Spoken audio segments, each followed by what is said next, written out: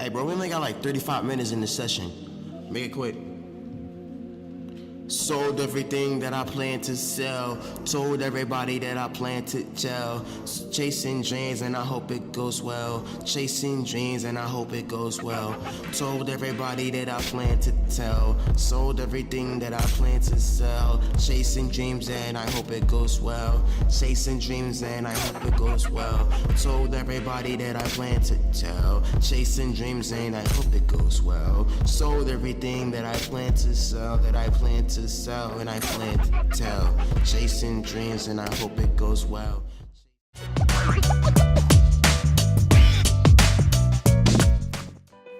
What is media literacy? I don't know. Don't know? Every day we are bombarded with so much media.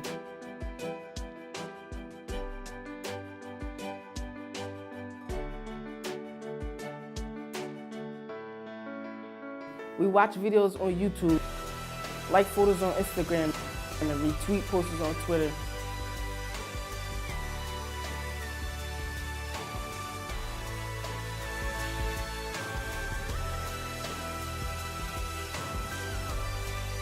Being media literate means being able to read and view media critically. Check this out. Next time you watch a video on YouTube, think about the 5 key questions.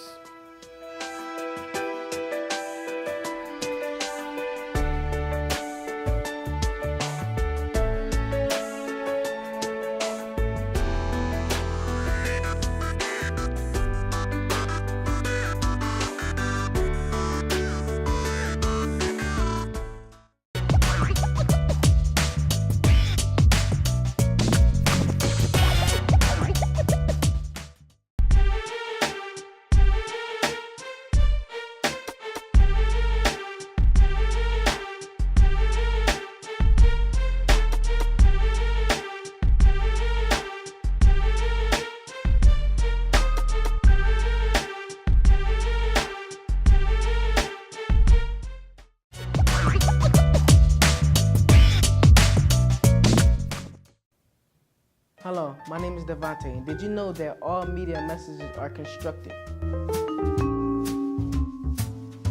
All media messages have been assembled by someone, and I'm going to show you how I assembled this photo. Take a look at this picture I constructed.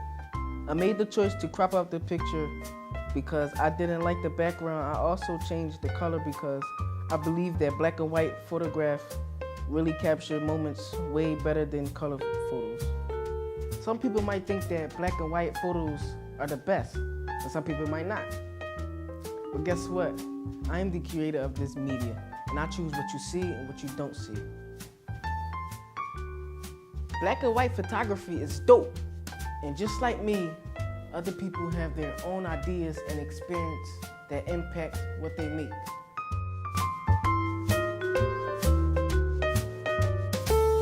And that's how media is constructed.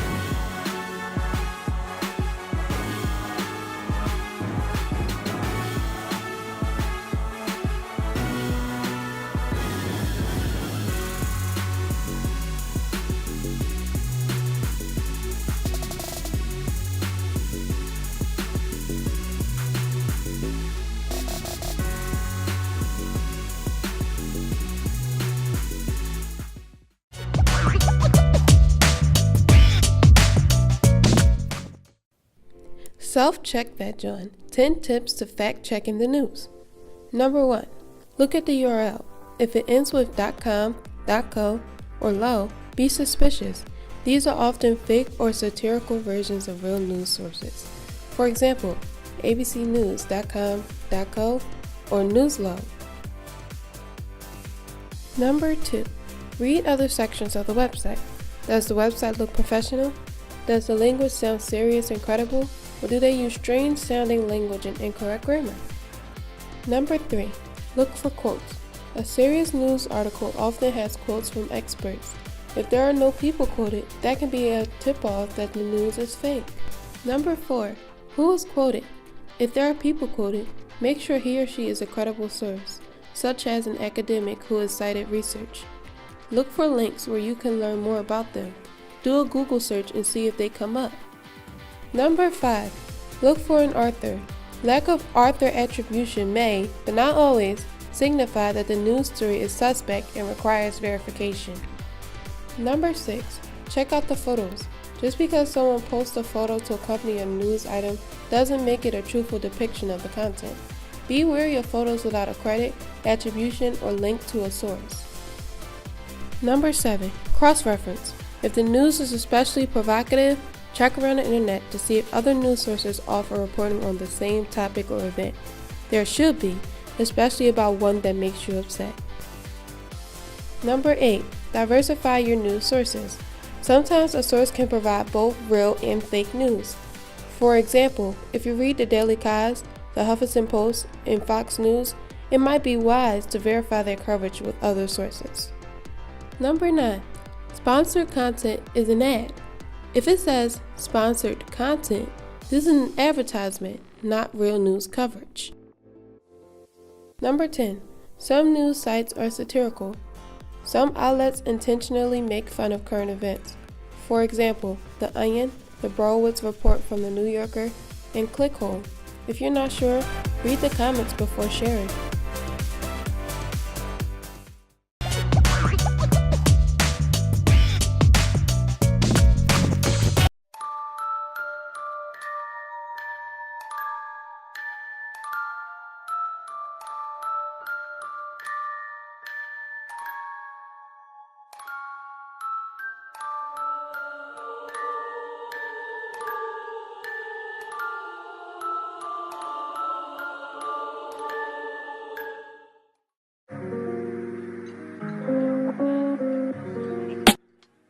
Last year, South Korea exported more than $2.64 billion of cosmetic products, which was an all-new high for them. In 2012, they ranked in a total of $1 billion and $1.91 billion in 2014. Korean skincare has steadily become one of the newest crazes of 2017. It can easily be found all over the web, even on mainstream clothing sites like Forever 21 and Urban Outfitters. But what is the reasoning for its quick rise to popularity? The bubble clay mask. Make sure your face is clean and you put it on and you watch it bubble up and hydrate your face. It's different. It's a bunch of little bubbles in your face. It tickles a little bit. It feels nice though. Some believe that the packaging and ingenious twist on everyday face products are the reasoning for it. Although some of these products turn out to be pretty gimmicky, people can't help but reach for the adorable little bubble tea inspired sleeping mask.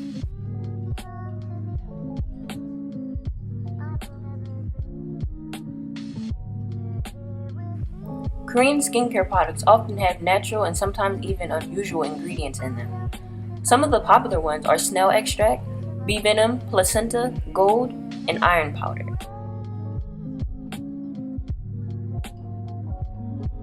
Another possible reason for the rise in usage of Korean skincare products is the old wise tale about Koreans having ageless skin, which isn't exactly far-fetched.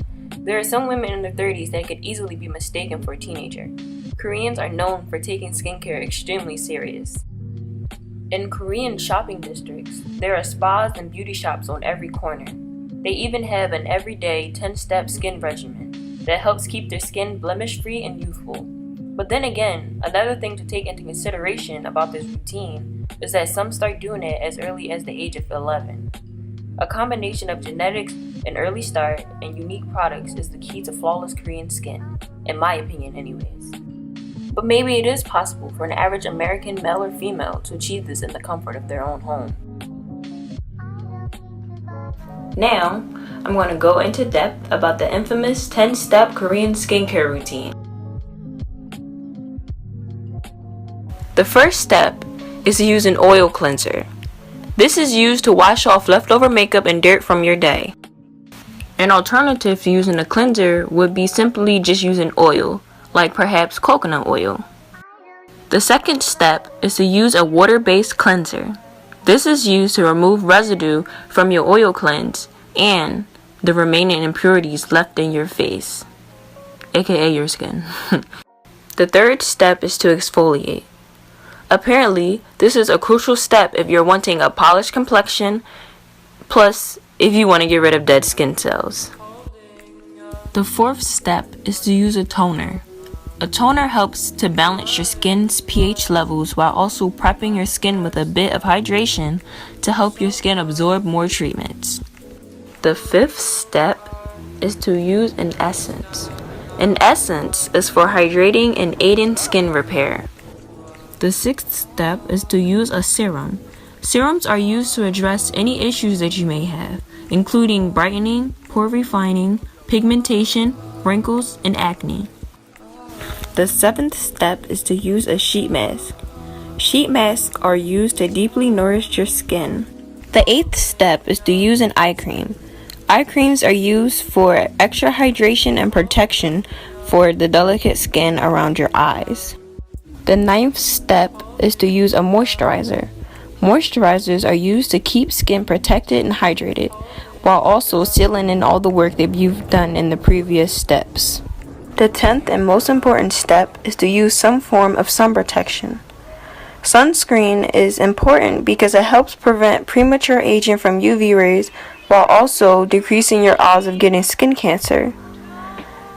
Another thing to know is even if you did all 9 things but neglect to wear sunscreen every day, all of that would be for nothing. Considering how many people that I've heard sleep in their makeup, I'm pretty sure not a lot of people would even consider doing this on a day-to-day basis. But out of everything on this list, the one thing that I think people would enjoy doing are face masks. One, because it takes over like 4 other things on this list, and they're actually pretty enjoyable. Tons of YouTubers have tried Korean skincare products and they rave about them. So I thought, why not put them to the test and try out 3 different products by integrating them into my skincare routine, which was based on the Korean skincare one. For this video, I tried 3 different Korean skincare products. One was an exfoliator, the other 2 were facial masks. First, I started off with putting water on my face. Then I put some facial cleanser and used a brush to really get in there. Now for my exfoliator. I used the lemon sparkling peeling gel from Secret Key. It's supposed to brighten your skin complexion and get rid of dead skin cells. So I started off by using a really unnecessary amount just to show you exactly what happens. And as you can see, all the little white things on my face is supposedly dead skin.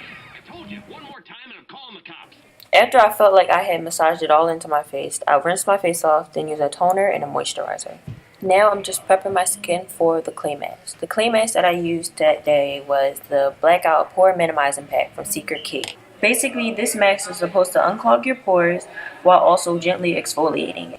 As you can clearly see, I have obviously used this mask before, but I'm going to act like it's a first impression.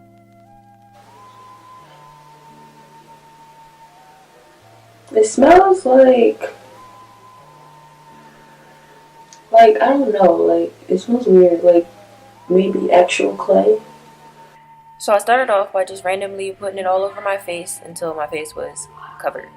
Once my face was completely covered, I set a timer for 15 minutes. This is what I look like after 15 minutes had passed. You could see how wrinkly it looked. And this is what I looked like afterwards. So now I'm going to be trying a sweet honey sheet mask. This mask is supposed to moisturize while also leaving your skin feeling soft and smooth. 15 minutes have passed and now I'm just rubbing in the extra moisture, and now I'm putting on an eye cream that I took from my mother. And now I'm pretty much finished. Now I'm just putting some aloe on my co-host over there, and it should be gone in about 3 days. And that was the final product. You guys can be the judge on whether or not anything actually happened, but I can just say it was really fun to do. But I like skincare anyway. The point of this video is to show that just because you don't have fair skin like most Koreans do, you can still use their products and have nice skin and result. A really popular thing in Korea is skin bleaching because they believe that the lighter your skin is, the more beautiful you are. But someone like me who has brown skin, or some may even say dark skin, I would be seen as not beautiful, which is unacceptable considering that I am. I just think that people should be more open-minded to the different colors and different shades of beauty in the world. Not everyone is going to fit into your little box that you call beauty, because everyone is beautiful in their own way. If you only search for it in certain places, you'll only find it in certain places.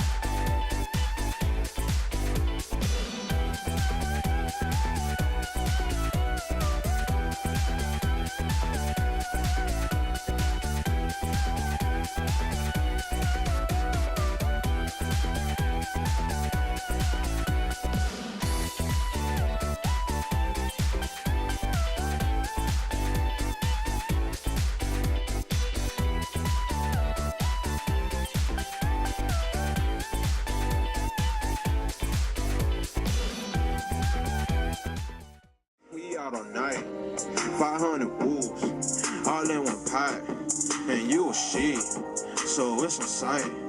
500 bulls, all in one pot, and you a shit, so it's on. I done lost some homies, on the way up. Keep my circle. That was real on the Youth Mic Hour. I don't just that transition, you know what I'm saying? It got real hood for a moment. A real life situation. That's what I'm talking about. I love it. You know, we have Abdullah with his great vivid tree, you know what I'm saying? And then you come in with the realness and going hard.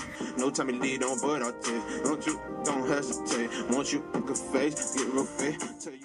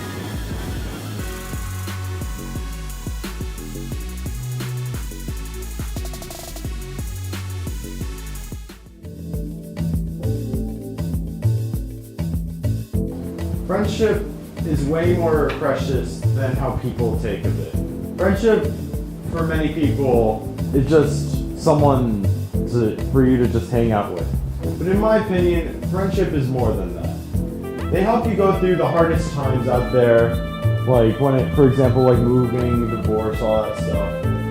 Like they're there for you. Like what they probably do mean by like, oh, like friends don't mean that much, is that like it's really rare to find like an actual like good friend who's actually there for you. There's always like these fake friends that you're probably not gonna be friends with in like a decade.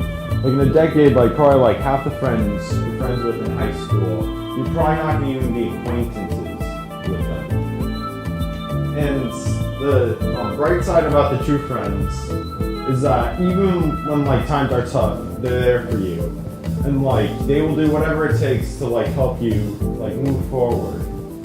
because it's a tough world out there.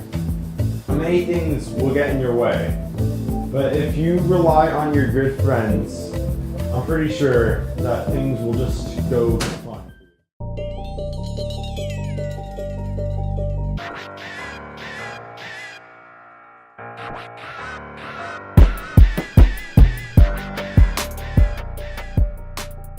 Yo, let me set the scene for you.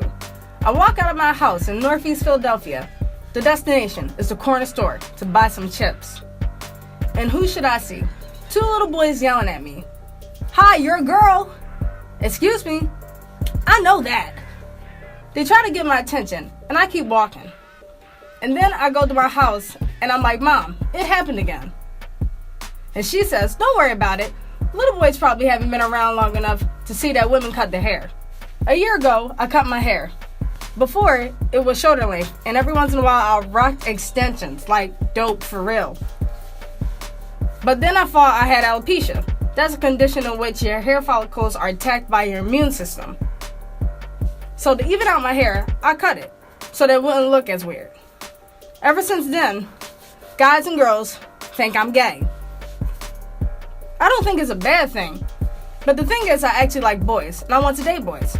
Now I feel a bit insecure, but at the same time I feel free, because I'm not in those chains anymore. Those stereotypical chains that make people think that black people, black women, are always supposed to wear extensions from like Brazil or something. But I'm insecure because I don't know what guys think of me anymore. I have a feeling I'm not the only person going through this. So I talked to my teacher, Miss Ariel. She rocks her hair like it looks so nice, it's so fresh, it's her, it's completely her. Nothing added, it's natural. So I decided to talk to her about my experiences. Hey, it's Toya today. I'm here with Ariel Taylor, and I'm gonna ask her a few questions on what it's like to be misjudged. How are you doing today? I'm great. That's good to hear. My first question is, have you ever been falsely judged based on your appearance? I have definitely been falsely judged based off of my appearance. I think that something that typically comes to mind for me is a lot of times people think that I'm angry or have an attitude. And I feel like in a lot of communities of color, specifically with Black women of color, I might be walking down the street and someone will be like, smile, or it's not that bad, or, you know, the sun's shining, why you look so sad? When really, you know, in all reality, I could be thinking about what I'm going to have for lunch today, or, you know, like be thinking about a really great memory, but, you know, based off of maybe the way that my face looks or my skin, or I'm never exactly sure what it is. A lot of times men specifically seem to think that I have an attitude. Yeah, I've experienced that many times myself. I really do not like it. My second question for you, did being misjudged get in the way of your social life? Can you explain? Like making friends or dating? Yeah, I think it closes you off to people, and people don't really get the chance to get to know you because they already assume that you are rude or you're angry or, you know, you're aggressive. I feel like maybe I might have, you know, had more friends maybe in high school, or maybe somebody might have approached me for a date and they might have just, because of my face and because of me just really being who I am, unfortunately, maybe because of some maybe negative stereotypes that they already have and are connected towards women of color, that they thought, nah, I'll stay away. Right. Sometimes I view it kind of as a good thing because some people are just negative, and it's good for them to just stay away if they already have some kind of opinion about you. It's kind of like a propellant, I would say. How long did it take for you to accept that people are always going to judge you without really knowing you? I think that I'm still learning that, and I'll be 30 in May. You know, you always try to keep this kind of like optimistic idea of, you know, how people see you and how you want to be seen. Right. I see myself as like a really happy, you know, slightly sarcastic, you know, great person. Yeah. You know, in all reality, specifically because of the media, and how the media portrays Black women, you know, yeah, we're looked at as angry, Right. hood rat, you know, she's gonna pop off, Right. you know, kind of mentality, when all reality is like, I like sprinkles, I like talking about happy things, Right. like I don't want to be Like down any in the other normal dumps. person. Yep. So yeah, it's still, you know, I'm still working towards that, and it's a daily struggle, especially, like I said, like I'm getting ready to turn 30, and there's this whole kind of awakening that I feel like I'm going through, where I'm really upset by a lot of things that I see, and maybe my face actually does look more angry than normal, you know? Well, to me, it looked a bit jolly. Would I change anything about myself? Yeah. I feel like it's so cliche to be like, oh, there's nothing that I would, you know, change about myself, but I think you're perfectly fine now. Oh, thank you. I don't know that there's anything that I would change about myself, but I think that I wish that I would have like embraced myself a lot sooner and recognized a lot of things about people in the African American community and outside of the African American community a lot sooner than I did, because I think that would have put me in maybe even better situations where I would have been able to express myself or been able to communicate my feelings and not look angry, or maybe be like, you know, when someone says smile, I would have been like, why don't you smile? Or, you know, like maybe I would have been more outright and maybe spoke up a little bit sooner. You know how I had to do that interview with Miss Ariel? Here's what I learned from my conversation with her. Everyone is human, and people make their decisions based on their experiences and what they learn from one another by putting themselves in a diverse environment. Being with people of many cultures, learning about their religion, or what their life is like in general, you really get to understand that there is so many different ways to show what being human is, which is creative and daring, I would say, because of how we grow. The way that we grow is by learning from one another and understanding someone else's differences. If those boys from the corner store could get into a different environment and put themselves around people who are different, they would see that we all want the same thing. I realize I'm at a place of forgiveness now for these boys because they just don't understand right now. What I got from reporting the story was a sense of perspective, and that's beyond value. For the Youth Show, I'm Toya Today.